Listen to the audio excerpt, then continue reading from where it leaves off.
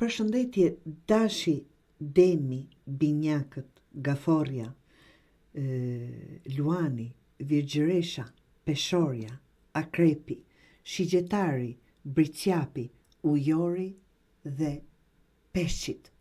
Të gjitha këto i kam vënë në një lexim. Dhe absolutisht njeri, dikush, disa nga ju, duhet të marrë këtë lexim, të cilës do që shenjë qofshi, nga që të gjitha shenjat nga ato 12 mesazhe kam krijuar një lexim të plot, nga që ndjehet që këtë lexim apo në plotni duhet dikush nga ju të dëgjoj, nga që është leximi i tij. Të dashur, nuk do mirë me letrat, nga që mesazhet i keni dëgjuar në 12 shenjat. Dua të mirem me plotninë e leximit. Ka raste kur do qofshi ju, kur nuk dim më kush jemi, sepse kemi parë botën jo përmes syve tanë, po përmes plagave tona. Përmes së keqes, ta them kështu. Kemi parë njerëzit jo ashtu siç janë, por ashtu siç kemi frikë se janë. Apo siç kemi dashur të shikojmë. Dhe kur e jeton jetën përmes projeksioneve, nis të dyshosh në gjithçka, absolutisht dhe në veten tonë. Vjen një moment kur gjithçka ndalon, jashtë nuk ka më përgjigje, por as sikur brenda. Vetëm boshllëk, një qetësi që nuk është paqe, por nuk është as dhimbje. Thjesht një zbërsti. Aty ku çdo gjë që ke qenë fillon të shëmbet, dhe ti sikur s'di çfarë më po vjen, vetëm ndjen se diçka e vjetër absolutisht ka mbaruar. Por edhe pse heshton brenda teje ka diçka që ka shpërthyer për të dalë jashtë vetes së juaj, sepse mund të shtypesh vetëm pafund, nuk mund të shtypesh pra.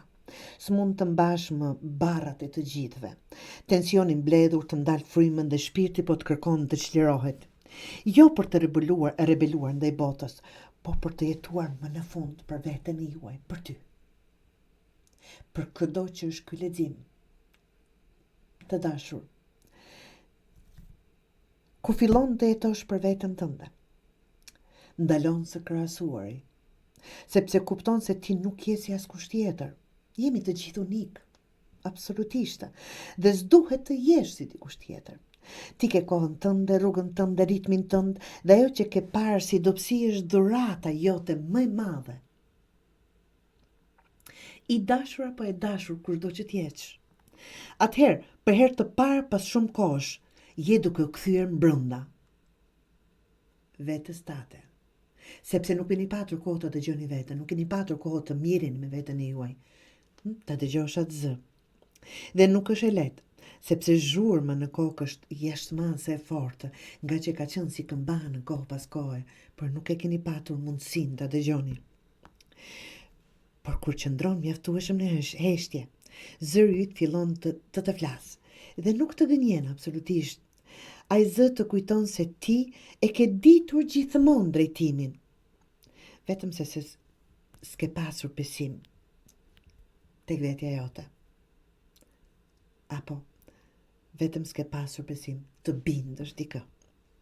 E kur fillon të mbindësh veten, nis të ecësh ndryshe, me qetësi, me siguri. Jo se çdo gjë është perfekte, absolutisht, jeta nuk është e tillë dhe nuk mund të bëhet. Por sepse nuk po e tradhton më veten, je si kur i vë ato hapa, janë më të sigurt dhe më të qartë se ku po veni. Dhe atëherë jeta përgjigjet.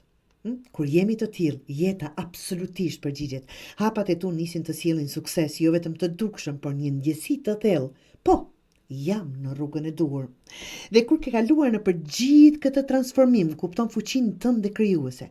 Kupton se ti nuk je më produkt i rrethanave, traditës, kulturës, çfarëdo që kërkohet nga ju të dashur. Ti je krijuesja e jetës tënde. Absolutisht po. Dhe mund të ndryshosh drejtimin, kuptimin, destinacionin çdo ditë. Bota përreth nuk ka ndryshuar, por ti je ngritur më lart. ti ke ndryshuar. Si shqiponja që sheh për te maleve, tani ti sheh më shumë se frikën tënde, më shumë se kufit e vjetër. Sheh mundësi që kishe, apo që si kishe parë më parë. Por le të jemi të ndershëm, rruga nuk ka qenë gjithmonë e lehtë. Ka ende momente ku ngritesh në mbrojtje, kur e ndjen veten si ushtar, gjithmonë gati për të luftuar, por tashmë ti e kupton se kjo nuk është fuqi. Kjo është lodhje dhe nuk ke pse të luftosh absolutisht, sepse nuk je këtu për të mbjetuar, këtu je për të lulëzuar. Dhe po, është koha të mos fshehesh më asgjë, koha të shfaqesh e plot me të gjitha ngjyrat, me të gjitha ndjenjet, me gjithë shpirtin tënd. Je gati sepse je qelur nga brenda dhe tani është koha të lulëzosh dhe nga jashtë. Ky lexim është për ty, që ndjen thellë këtë rrëfim.